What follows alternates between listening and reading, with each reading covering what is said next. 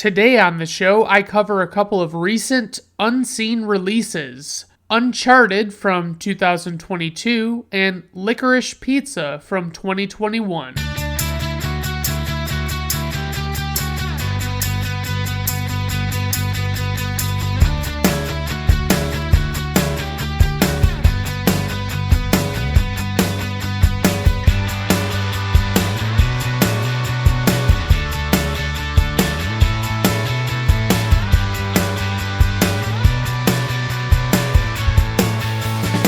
Alright everyone, welcome to Brandon at Random Reviews. I am your host, Brandon Griffiths. Thank you for stopping by. I do appreciate it. My goodness, I keep reading about these shows, at least one show that's supposed to be coming out that's like a Game of Thrones spinoff. It's supposed to be set way before the events of the original series.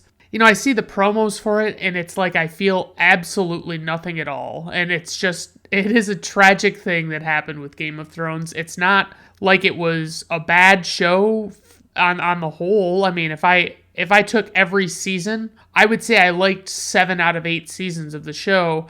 Some of the seasons were weak or slow, but they weren't bad. They weren't, like, poorly constructed. It's just they didn't have a whole lot of plot to them. So, I don't know. But when I see them, I think to myself, they're making more of these? Like, are people excited about this? And I look to the comment sections, and of course, they are very much not excited about them. I don't know, like, what success they're hoping to attain by putting out these shows, but they are not, they're not ones that I think a lot of people are going to like. And I think you need most of the original fans to want more. But when the original fans feel like, you know, they kind of got punched in the face on that final season, it's kind of difficult. I mean, so you take I would say like the first 4 seasons of Game of Thrones are some of the best television that we've ever had. And I don't watch much television, but I watch enough. And I heard that from a lot of people that really felt that way. And it was a really good, you know, well-constructed show. They did a really good job of like making sure that the stories all made sense. The stories all were very compelling, and they were very human stories, and you could relate to them. And they were really good. I mean, I really liked them. And then you get to the final season. You know, you get through seasons 1 through 4, and it's amazing. And then it kind of has a lull, and you get some slowness, and then it kind of picks up a little bit in like season 6. And Season 7 was very exciting because the anticipation was there. You were like, holy shit, all of this is finally going to culminate in this, you know, this final 2 seasons. All of the stuff we've been waiting for the entire series. We just didn't know when to expect it. Now we know it's here and it's going to happen. And so like the last season, because like the 7th season, they did a pretty decent job of like starting to deliver on the hype, and they really got rolling on it. But you know, you roll into season 8 and it's like, holy shit, what is this? You know what I mean? Like, there were a lot of shitty mistakes in it that they, you know, like there were scenes where they left like Starbucks cups on the set of this fucking, you know, medieval looking show, you know, and it didn't really work. And it, you know, wasn't really a good thing to be caught doing, you know, especially when it took them like an additional year to come out with the last season. Like they had so much stuff that they felt like they had to get done for this season that it was like, what are we doing? You know what I mean? Like what were you doing with that extra time? Because you had a shortened final 2 seasons. You know, they were both like 6 or 7 episodes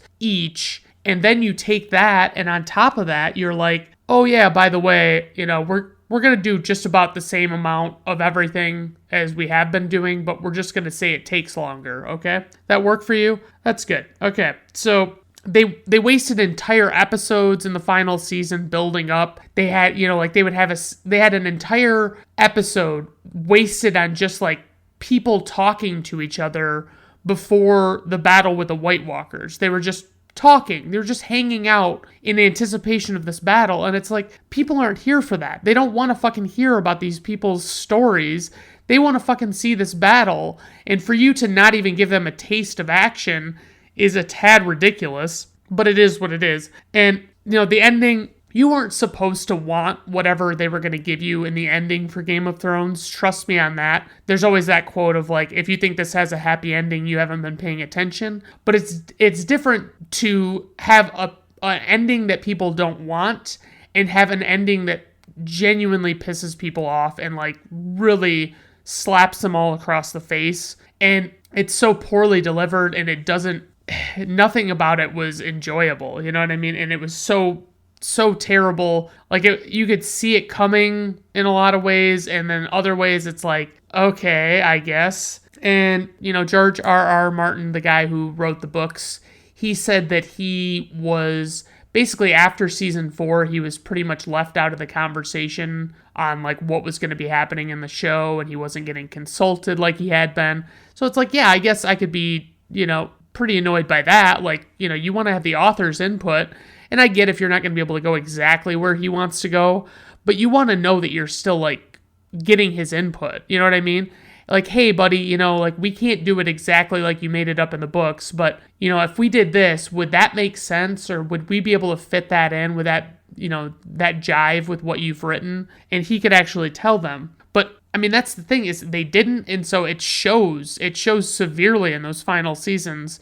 And like now, George R.R. Martin has taken so long, he hasn't even finished one of, the final 2 books. And it's like, now I'm not even going to read them. I'm not even going to give a shit. Because like, that's the thing. They did such a bad job on the final season of Game of Thrones that it's like, I don't even want to watch it. I don't even want to go back and revisit the seasons I did like, because it soured my taste for the entire series. And just that, like, I've had opportunities to buy the series for pretty reasonably discounted price, like $40 or $50, and I'm like, no, I don't really think I'll ever watch it again, and it's always going to be on HBO, so who gives a shit? And that's just kind of how I've approached the whole thing, is it's like, I don't give a shit about Game of Thrones anymore. I really don't. Anytime they talk about it on like these sites like IGN or any of these ones that are entertainment news, like nerd websites basically, that are like sharing different things about what they're doing with the new Game of Thrones show,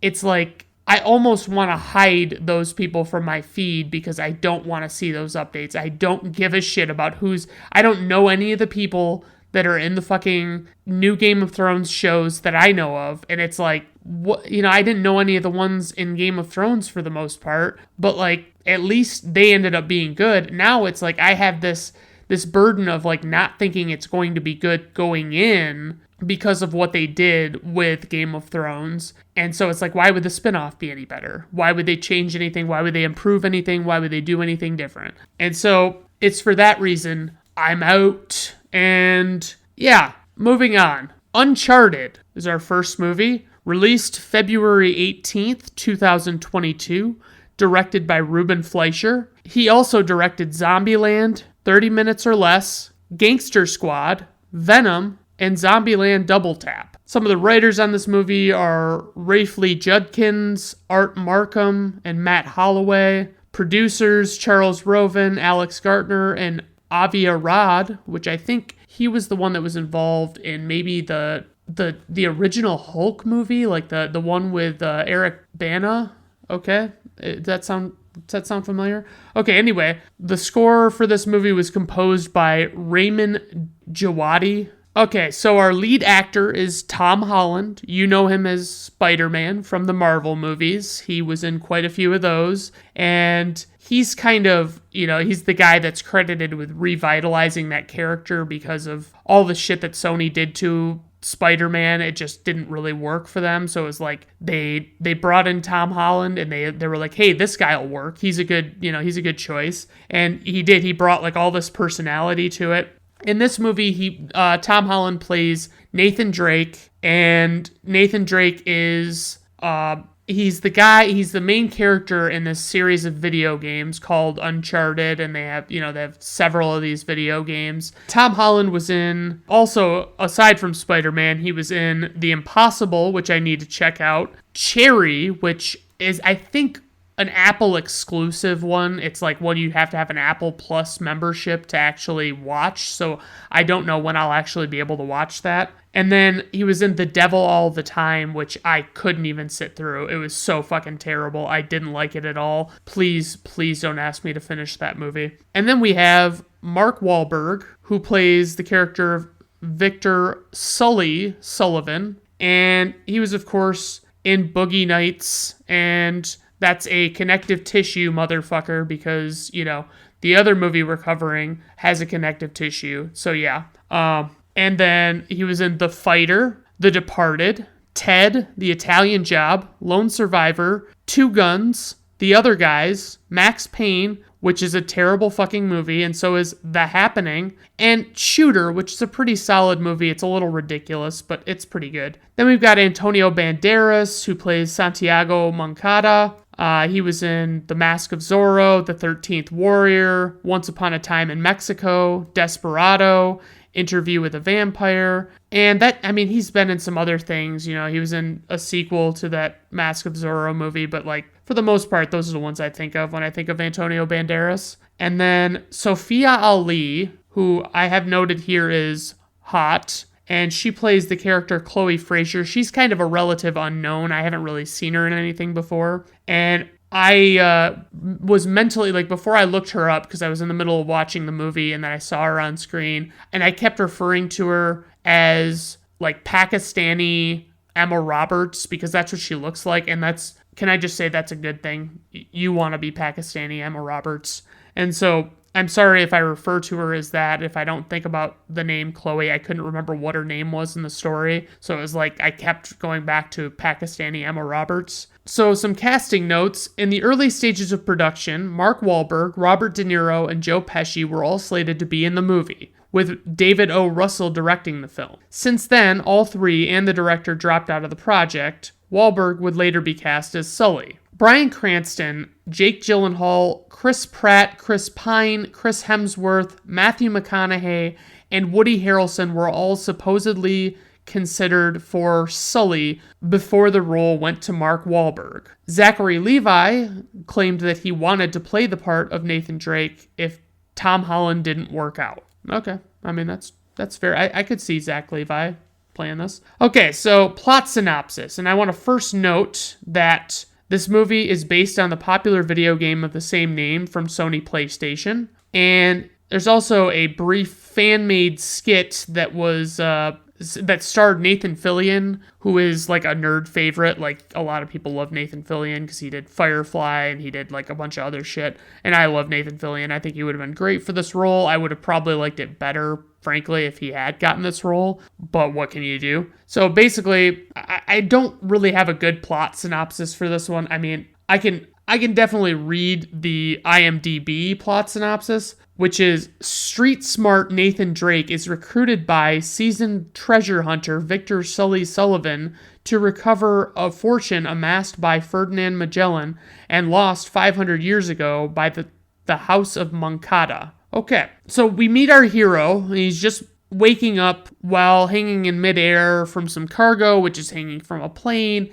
And all this, shit's going on. Obviously, it's very exciting to have this happen very quickly early on in the movie. And it's he doesn't, he's you don't know why he's asleep. You don't know why he's, his reaction seems a little off. You're just what the fuck's going on with this guy? And then all of a sudden, once you see all of the shit that he's in this cargo plane thing, he wakes up.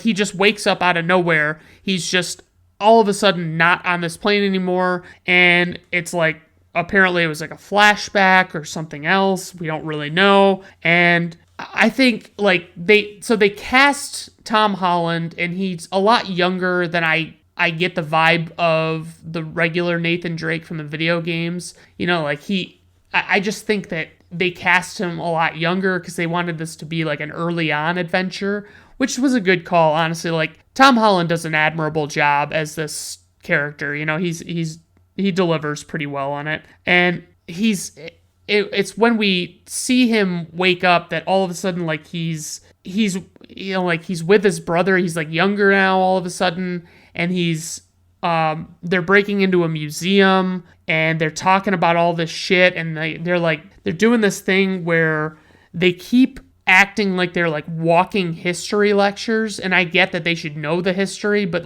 they know the history like a history professor would know a lecture. You know what I mean? And it's kind of insane. It doesn't sound organic, and it doesn't, it would make more sense to say to give like little tidbits and say, yeah, well, this is what happened and this is this and this is that, but they don't really do a great job of that. And the brother leaves after, like they catch him in this museum and they're going to take his brother away, and his brother decides he's going to, not be captured and he's going to escape. And so he sends, he tells Nate he's leaving, he'll come back for him at some point. And, it's basically like a continuing thing that you like never really see that happen in these games, like he doesn't, as far as I know, I've only played a few of them, but like they don't really they don't do anything regarding his character as far as like him actually coming back, because I think his brother is supposed to have died. So we're back to after the brother leaves, we get back to regular normal age Tom Holland, and he is a bartender at a bar. He's hitting on this girl, and he's showing, like, it's funny because it's very clear that Tom Holland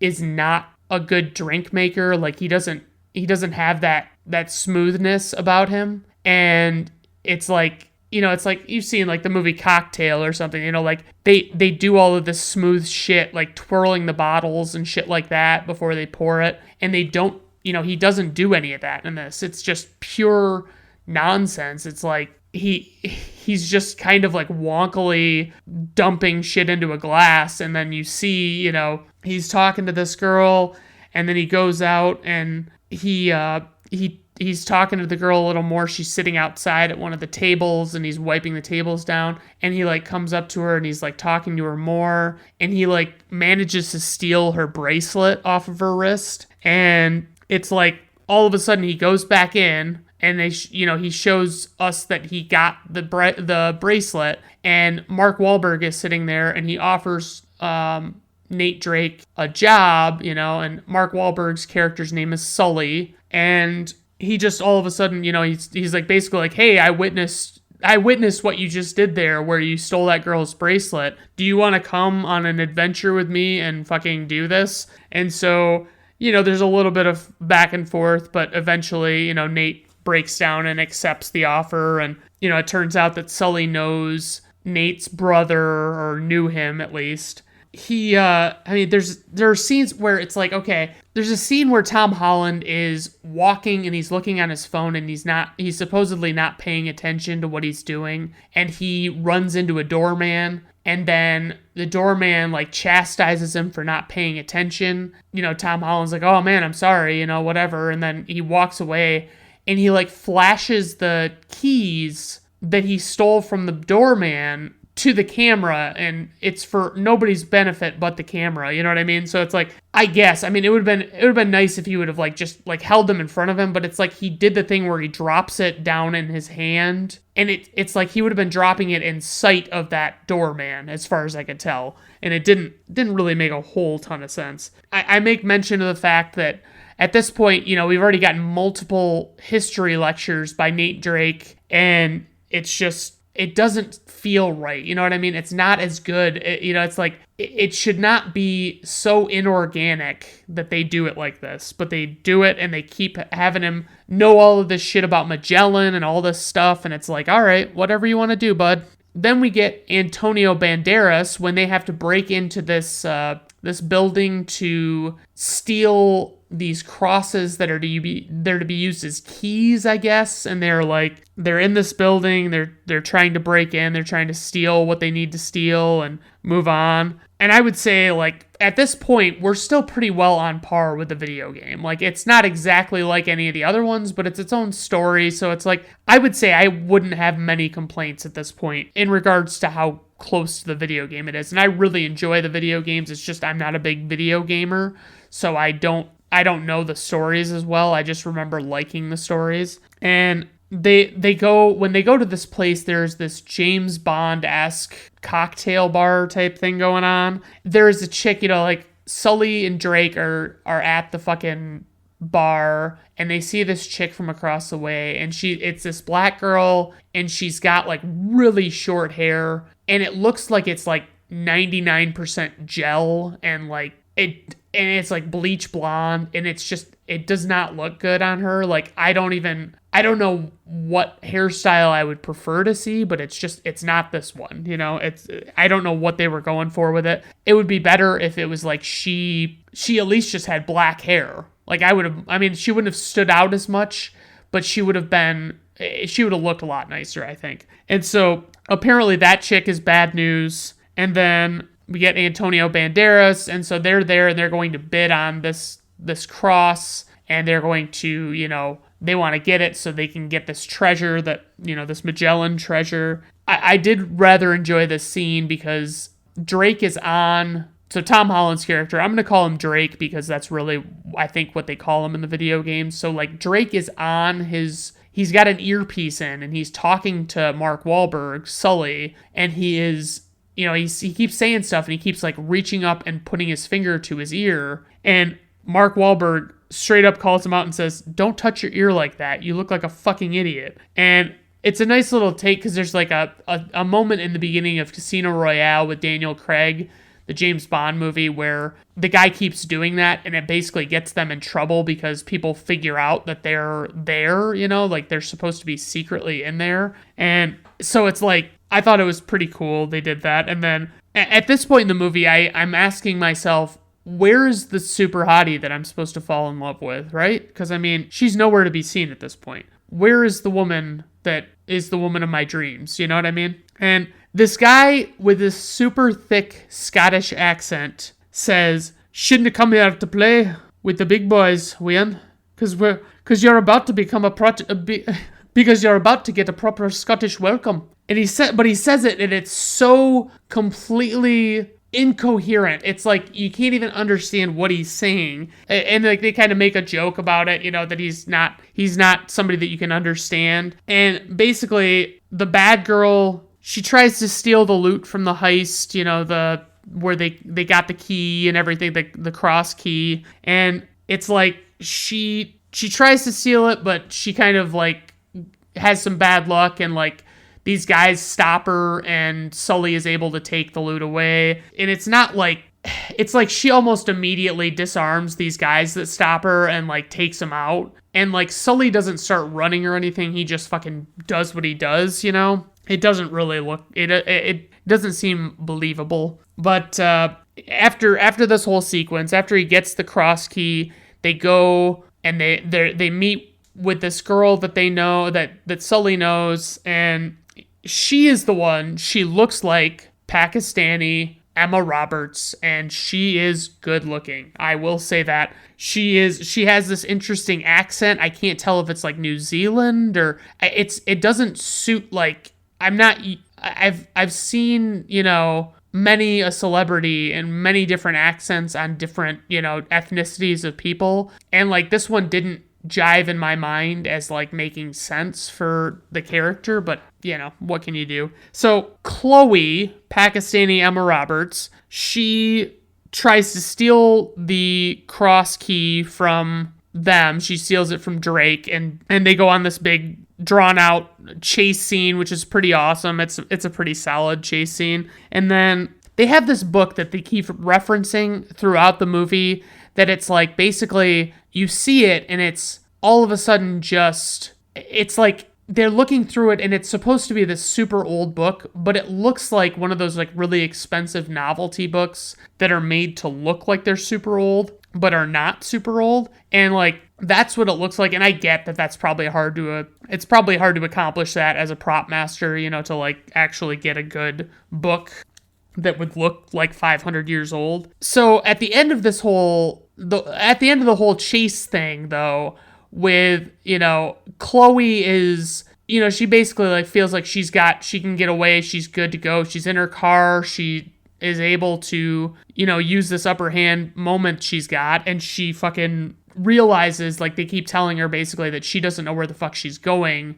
She doesn't know what she's going to do. And they know where to go. And if they would just team up with her, it'd be fine. And all of them are telling each other not to trust one another and not to be better. And, it's just kind of like a thing, I guess. I mean, they're just not trustworthy. They're, they're Tomb Raiders and stuff. So they find in this book that where they need to go is like a tree, but it's not really a tree. It's like, it's this church that has a tree as a symbol. So they go there. Sully warns Nate not to get involved with Chloe because of how she's behaved thus far, which is totally fair. Like, she hasn't done anything to earn trust or to develop that interaction, that relationship. And, so he has like no business doing it, but he's still considering it, obviously, because he also doesn't trust Sully. So we get a little bit of Antonio Banderas and this Tati Gabrielle character, her name's Joe Braddock in the movie, but basically they're just the two bad guys for us, and like Antonio Banderas and her kill this bigger bad guy, and they want to take everything for themselves. And I would say my biggest gripe about this movie to this point is like they keep doing scenes where they're, breaking into things, or, like they're doing the ancient ruins, and they're trying to figure out how they work and what the mechanisms are, and they like never get those puzzles right in these movies. They never make them like the video games. They always do it so it's like, oh, so I just put this here and I know that that's what will work, and I do this and it will work, and it's like, voila, And I would say, like, we keep getting this back and forth between Sully and Drake, and like Sully's likable enough, everybody's pretty well likable. It's just you don't know where you stand with them. And they just keep, like, it seems like they're laying groundwork for this love story between Drake and Chloe, but I don't know, they don't ever really pay off on it completely. And Chloe and Drake they're at this bar, they're trying to find this, where to use the keys, and they're like going to, great lengths to distract from what they're doing, and they like start a fire in front of the bar, and they just like immediately jump over the bar, and I'm like, okay, like, I guess, like, it seemed a little convenient that everybody was all hands on deck for this fire, and they don't have any fucking idea what these people are doing that are jumping over the bar. They don't seem to care at all, and it's like, wouldn't that kind of tip you off that something was awry? And we keep getting the two of them, they're doing all of this stuff, and then Mark Wahlberg is doing his own thing, and he's getting held up by this Joe Braddock girl, and she holds him up, and she demands that he give her the cross key, and when he goes to hand it to her, it's that old cliche of like, oh, I'm gonna like do a bad job handing it to you and make it fall to the ground so that you have to reach down and get it while I'm standing there. And it's like, why don't you, if you're the person with the gun, take 2 steps back and say, pick up the cross, pick it up off the ground and fucking set it over here, and then I will, have you move away from there while I go over to get it or something. You know what I mean? Just do something smarter than just,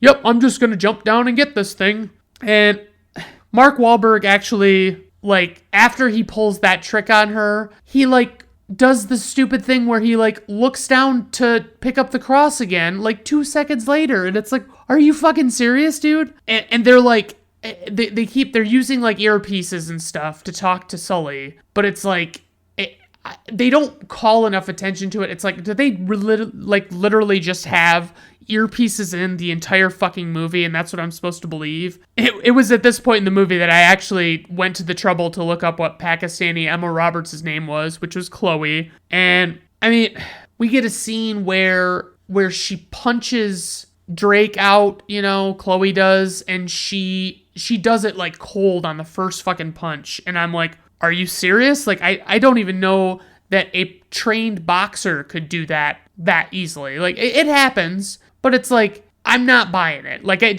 didn't look like it was that well struck of a blow. And Sully just kind of, at one point tells, because like she like the reason she's punching Drake is because she's double crossing him, and then she goes and like she leaves, and Sully just sort of finally tells Nate what's going on with his brother, and he kind of explains what happened to him, and he brought Nate along just in case he knew anything, is basically his explanation. And they, like, long story short, they eventually find the gold, and the bad guys are, like, super close by. It's like they find all of this gold in these fucking barrels, and they've got like false tops in them, so they look like they've got shit in them that isn't valuable. And so Nate figures that out and then like takes the fucking tops off of them and shows all the gold that's in them. And they basically like, they realize the bad guys are there. They're on this fucking abandoned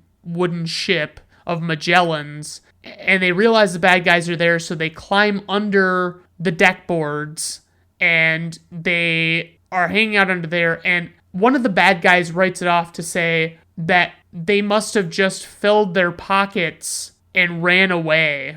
And it's like, what? Like, you honestly think that they went all that way without any game plan on like how they were going to get the shit out of there? Like, come the fuck on. Like, I don't buy that for a fucking minute. And wouldn't you just kind of assume if they went and they didn't take everything, wouldn't you think that maybe they were looking for something more specific? You know, I don't know. Maybe that's dumb. I have no idea. So they airlift there's two ships, and they airlift them out of the caves that they're in, and the ships are, you know, really old, and they're kind of in ruins, and they're lifting them with helicopters. I don't have a firm grasp of what helicopters can lift. Like, I've seen helicopters in movies lift things that I thought, no. There's no fucking way on God's green earth that this fucking thing is possibly going to happen. I don't really understand why they're trying to make me believe this. So they end up on these ships that are, you know, they're in midair, and they're fighting on these ships, and it could not look more like a set that they're just standing on. Like, there's nothing. I mean, I get like, okay, if they're suspended by a helicopter, like, it might not be like bouncing them around, but it would certainly be windy as shit up there. Like, I don't care who you are. You've got the helicopter going, you got the air, the open air, all that shit. I mean, it's just, it doesn't feel real at all. Like, they don't even put some fucking fans to Tom Holland's hair to make him look like he's blowing in the breeze. Basically, like, there's a part and I forgot, like, I had seen it, but I forgot that was what the story was. But basically, like, Nathan Drake finds out that, you know, like, where he can find the gold that he's looking for. And he's with Chloe at the time, but she's sleeping. And he goes to tell her where it is. And then he decides against it. And he just leaves her with, like, a wild goose chase of an idea of where to find them. And so she's not there, like, the entire final scene, like, the whole chase and all that stuff. And it's like she just kind of shoehorned in at the end, which in retrospect was pretty shitty. Like, I would have liked for her to have been a bigger part of this final sequence, because she had been there for so much of it, but they elected not to do that. So she just kind of shows up in a speedboat while they're flying away in a helicopter, and they're like, oh, right, her, ha ha ha. I would say, as far as praise for this movie, I think the cast was solid. I think they did a really good job with that. It did feel like it was like another Uncharted plot. You know, it wasn't a rehashing of an existing one. It was like a new Uncharted plot, and it was pretty solid. There were a lot of really cool action adventure sequences, a lot of excitement and, you know, crazy stuff going on. I mean, it's tough to top what we've already done in Hollywood, but I understand. It's like, if people are not as impressed, I get that. But criticism-wise, it felt like a bit of a generic Indiana Jones ripoff, but that's only because Indiana Jones fucking owns this genre of, like, tomb raiding and, you know, adventure and all that. Like, I mean, just nobody does it better than Indiana Jones. I realize Indiana Jones was derivative of a bunch of other things, but it's like, Indiana Jones did it best. You know what I mean? There were, obviously, as I mentioned, some tired cliches here and there. They weren't fucking amazing. They could have done a whole lot better on those, but they were just, I don't know what they were, you know. I wish they could have just gotten away from that, but they didn't. So it was a tad predictable at times. You know, it was not as good as I wanted it to be in a lot of ways. A little bit of trivia. So Nolan North is the voice actor for Nathan Drake in the video games, played a hotel guest lounging in a beach chair when he is approached by Tom Holland's version of the character. When he confronts Holland about his appearance, he replies that he fell out of a car that fell out of a plane, and North responds that something similar happened to him once. This is a subtle nod to his performance in Uncharted 3, Drake's Deception, which the cargo plane sequence in the film is based upon, which I do remember that from the video games. And then an IMDb nugget for us all. After entering the church, Santa Maria del Pi, Nathan Drake says, "Nuns. Why is it always nuns?" This is very similar to the Indiana Jones quote, "Snakes. Why did it have to be snakes?" from Indiana Jones and the Raiders of the Lost Ark, another action movie about hunting ancient relics and treasures. So, nuns, why is it always nuns? And snakes, why did it have to be snakes? I guess. Jeez, oh Pete's. Runtime, 116 minutes. Budget, $120 million. Worldwide gross, $401.7 million, which I was pretty surprised by. I didn't realize it was that successful. IMDb rating, 6.4. Rotten Tomato Critics score, 41%. Rotten Tomato Audience score, 90%. Personal rating, 4 out of 5 stars. I did enjoy this one quite a bit, even though it did have the problems. I try not to be overcritical about things like that because it is what it is. I mean, even though it feels like an Indiana Jones ripoff, it's still a pretty well-made movie, and it's a pretty good constructed plot and all that stuff. So now we have Licorice Pizza, released on November 26th, 2021, directed by Paul Thomas Anderson, who directed such movies as Boogie Nights, Punch Drunk Love, There Will Be Blood, Inherent Vice, The Master, Magnolia, which I need to see, and Phantom Thread, which I need to see. Paul Thomas Anderson also wrote this movie. Johnny Greenwood was the composer on the soundtrack, and apparently he's a frequent collaborator with Paul Thomas Anderson. And I will refer to him, if I refer to him again, it'll be P.T. Anderson, because that's just how I reference him.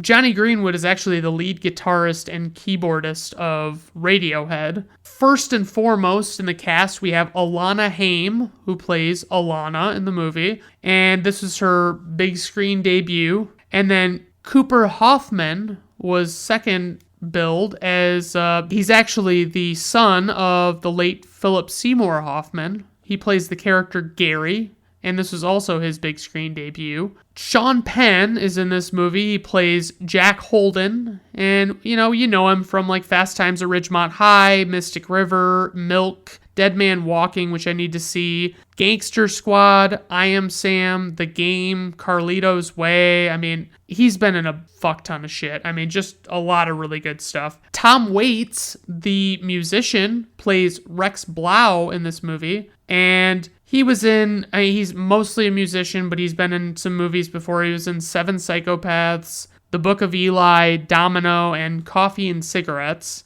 Bradley Cooper makes a surprise appearance in this movie. He plays John Peters, and you know him from A Star is Born, Silver Linings Playbook, American Sniper, American Hustle, Rocket in the Marvel movies. He's also in Limitless, The Hangover, and his first big movie, I think, was Wedding Crashers, which he plays like the dickhead boyfriend of Rachel McAdams. Another person that's in this movie is Mary Elizabeth Ellis, who I only know, she plays Gary's mom in this movie, but she's only familiar to me as the waitress from It's Always Sunny in Philadelphia. Like, that's immediately what I think of when I see her. Okay, so basic plot synopsis, and it doesn't get much more basic than this. A boy in his mid-teens falls for a girl in her mid-20s during the mid to early 1970s. Okay, so as I mentioned, it's set in the 70s. I really like the interaction that we see between, it's like an immediate thing, like Gary is waiting in line for school pictures, and Alana walks by him, and he starts like putting the moves on her. And she's clearly, like, older than it. Like, I mean, honestly, they don't really look that much older than one another. You know, like, they don't look that drastically of an age gap, you know? Like, I don't know. It's like he's showing that he's got some game. He's putting the moves on her, as I said. And I kept thinking as I was watching this, I'm like, Jesus, these period pieces must be so expensive to shoot. Like, you got to buy everything. You know what I mean? You got to fucking figure out where you can do all of this 70s related stuff and just go about it like that, I guess. I mean, I don't know. But he finds out, because he's an actor. He's like an amateur actor.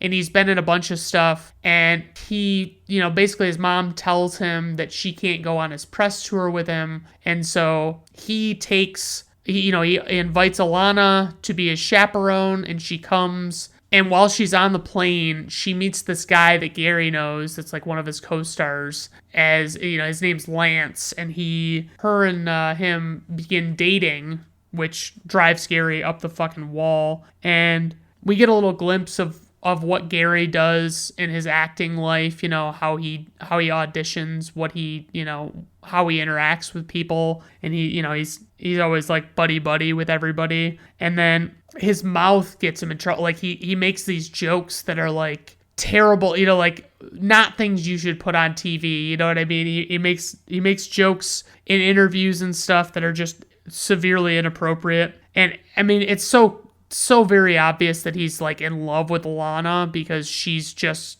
I don't know if it's like the whole thing of like unattainable, if it's off limits, all of a sudden it becomes desirable to you or whatever. But I mean, it's like, but anyway, so just knowing that Alana is dating Lance is killing Gary. And eventually Lance and Alana break up because they're like at this dinner with Alana's family, and her family is apparently Jewish. And they find out at this dinner, even though they thought Lance was Jewish, they find out that he's not Jewish. So he's like not really, I don't know how to explain it. It's like he doesn't, it's like he basically says that he's an atheist, and he was born Jewish, but he's not a Jewish person anymore. He's just an atheist. And so they get all up in arms, which I'm always kind of like, yeah, okay. I mean, like, does it really matter that much? Like, you have to believe this, like you have to, really. But I guess I won't dive into that. That's for more religious talk.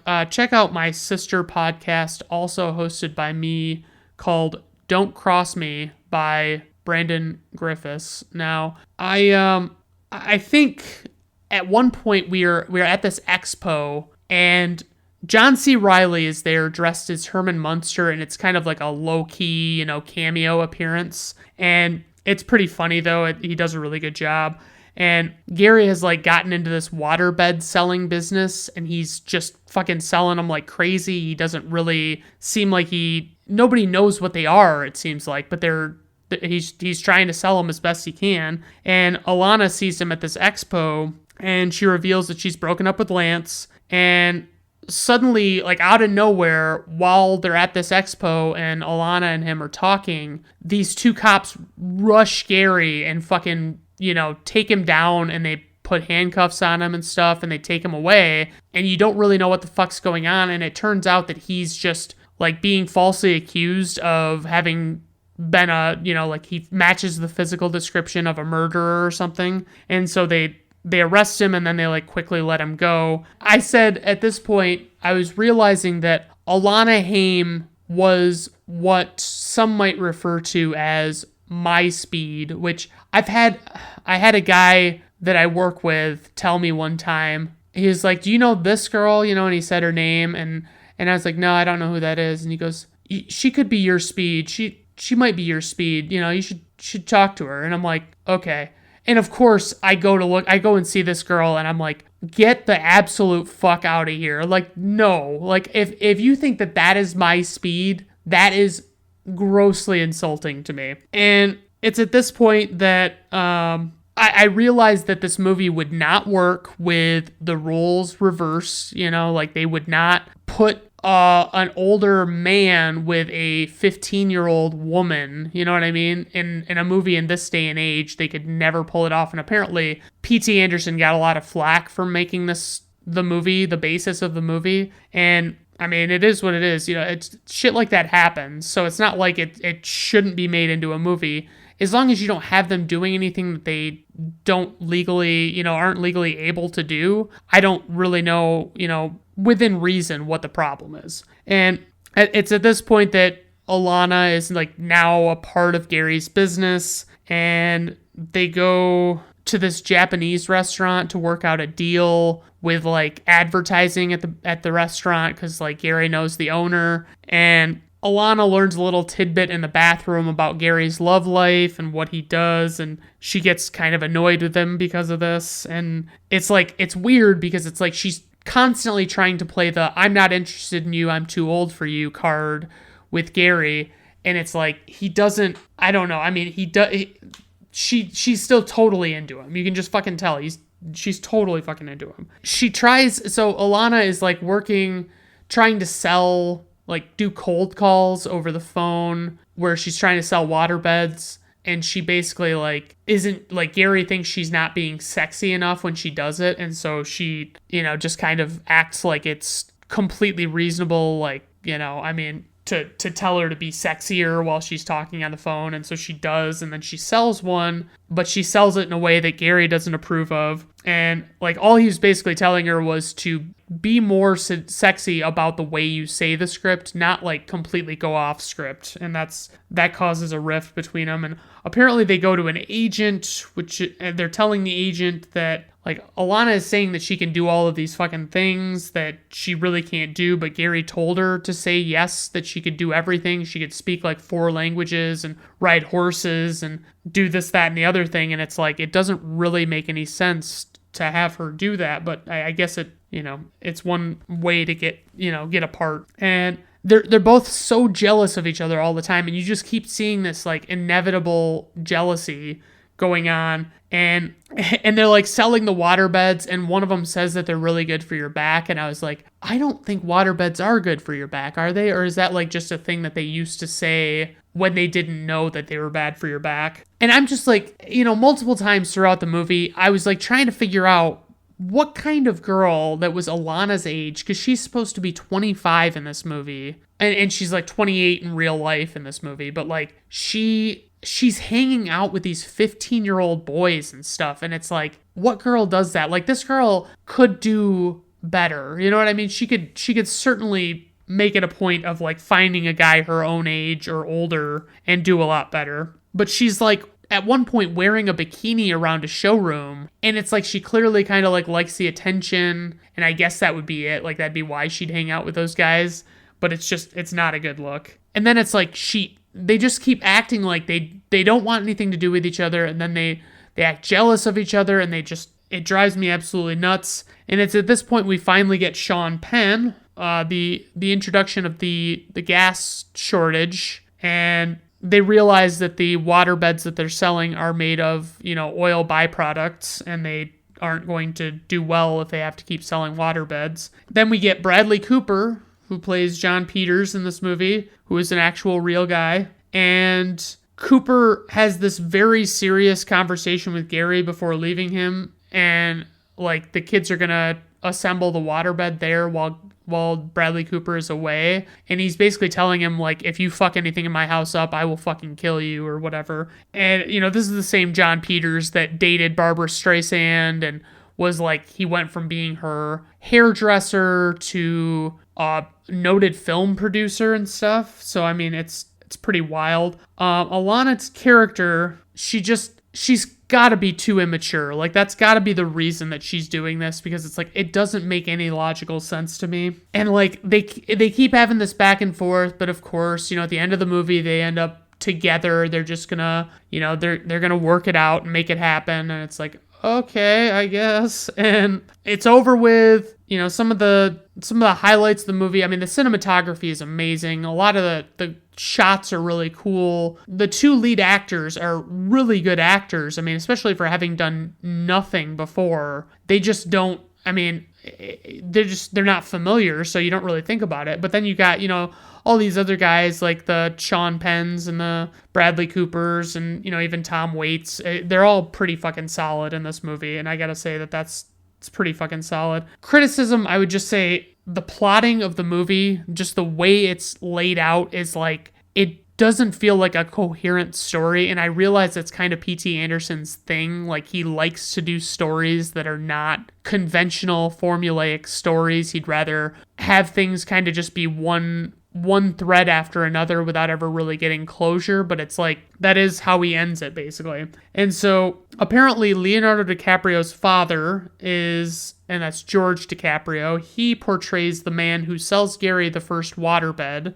and then Alana's family is portrayed by her real-life family members. She and her sisters are members of the band Haim, which is a Grammy-nominated rock band. And this also mentions, I just thought it was interesting because I think I've heard this before, but like basically LA had banned pinball as like a low-level form of gambling from 1939 to 1973. So that's pretty fucking crazy. Licorice Pizza is slang for vinyl record and is the name of a record store chain. John Peters tells Gary he's from the streets multiple times. This is likely a reference to a famous story Kevin Smith has told about Peters when Smith was pitching his take on the failed Superman Lives. Despite living in a lavish mansion, he repeated the saying to Smith multiple times. And I was just watching that over again, and that is well worth it. If you Google Kevin Smith Superman and just watch that video, it's about like 20 minutes. He tells the story about, his experience with trying to write a new Superman story in the late 90s. So one of the IMDb nuggets I found was when Alana and Gary are reading newspapers as President Nixon delivers an address about the oil crisis, Gary looks at an ad for the pornographic film Deep Throat before glancing at Alana. This is both a sly nod to Gary's attraction to Alana and a sly nod to the Watergate scandal that was engulfing Nixon's White House and had reached a fever pitch at the time this film is set in the fall of 1973. Runtime, 133 minutes, budget, $40 million, worldwide gross, $33 million. I knew it wasn't released very widely. It was, I didn't go see it in theaters because it took so long for it to come out that I just didn't bother. IMDb rating, 7.2, Rotten Tomato critic score, 91%, Rotten Tomato audience score, 65%, personal rating, 3 out of 5 stars. Yeah, that's right. I enjoyed it, but it just didn't come together as a good enough story. It just didn't feel like a cohesive plot that it was like, I didn't get anything from it. It was enjoyable in a fleeting way, but it didn't really do much for me. All right, everyone. Thank you for listening today. I appreciate your time. And as always, I don't know why I say this at the end of every episode, but let me know if you have any ideas for movies you'd like me to cover, and I'll try and consider, actually using them. And all right, thank you very much. And you guys have a good rest of your day. Goodbye.